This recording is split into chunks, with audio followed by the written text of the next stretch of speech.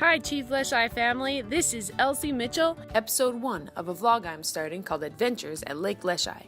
This is Jake, my dog. He has special permission to be here with us. Because dogs aren't normally allowed on school campus. Grab your boots and let's talk as we walk.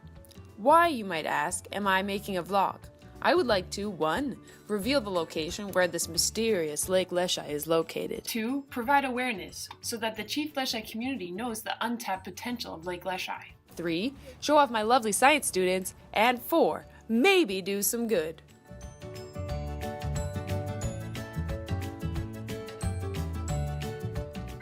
This is the beginning of the path.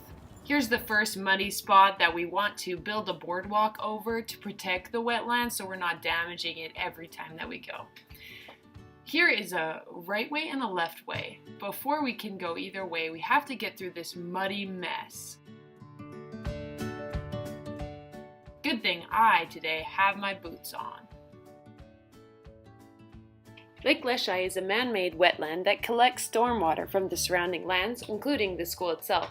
Lake Leschi is home to many ducks, herons, deer, frogs, and a mystery member that we'll talk about in a second. As I show you around the pond, notice the traces of those animals and other species that live in this environment. Why should we build a boardwalk, you might ask? Boardwalks provide a way for the habitat underneath the boardwalk to stay healthy and thriving while we get to enjoy what's being seen around us. So these are some cedar trees that have been planted. They also are food for the young deer that come by and eat the young bark. We can also learn from the cedar trees and all the lessons that they can teach us. You can see here that the water is very dirty, but thankfully it gets filtered through the important plants that are in front of you. They get filtered through the soil and the water then hits the pond, and by the time it gets to the pond it is very clean. As we continue down this path, I want to tell you about a study. Did you know that the average child from ages 4 to 16 will spend 6.5 hours a day Playing video games, whereas they're spending 6 minutes outside in nature? I believe the development of Lake Leschi could change that. During this past winter, we saw the change happen. This tree fell over and this branch came across the path. But when we saw it, there were bite marks in the branches. It came across the path, and then the next week, it was gone. There's teeth marks here. We naturally came to the conclusion that it was a beaver, but it's not a beaver. Jay Simchum is going to tell us otherwise. What animals have you seen out there while working? But there is no beavers, contrary to popular belief. No, what it is muskrats. And they do the same? They do the same gnawing on trees. The way you can tell, if you go on the back side of the pond between the creek and the lake, you'll see little like slide channels, not very deep. Oh. And what it is, that's how the muskrats get back and forth between the creek and the lake. Okay. That's why we know there's muskrats in it. The school has ordered some camera traps to solve this mystery for sure, but the confusion supports the need for a boardwalk so more data can be taken in this active ecosystem.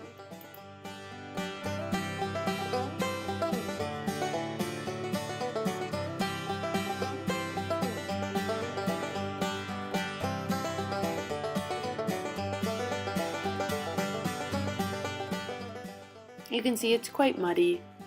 You don't want to bring your brand new Vans here or your brand new Jordans back here, so lots of students don't come back here. I asked some of my students of what they thought about Lake Leschi. Gonna be out there. Okay.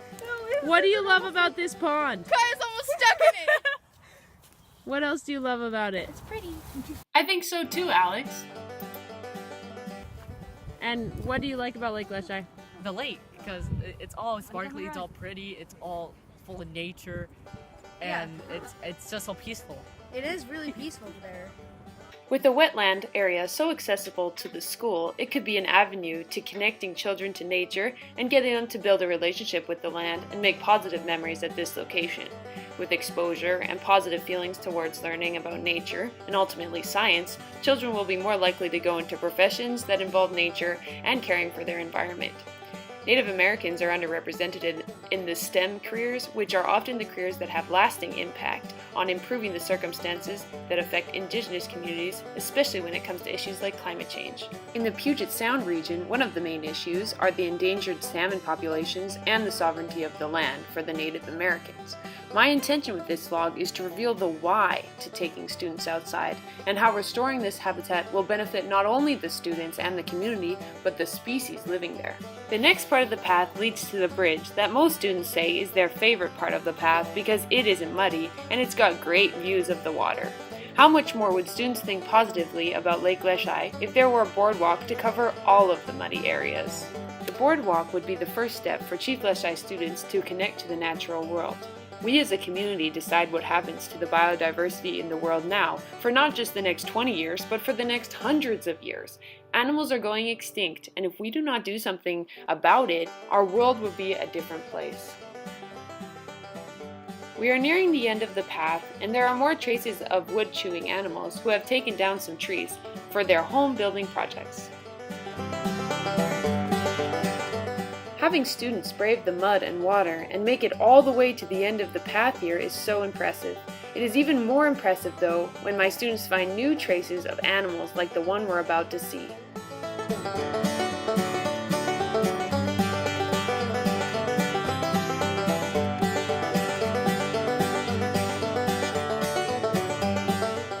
The wood chewers were busy at work on this tree as they sharpened their teeth and made compost for the decomposers below.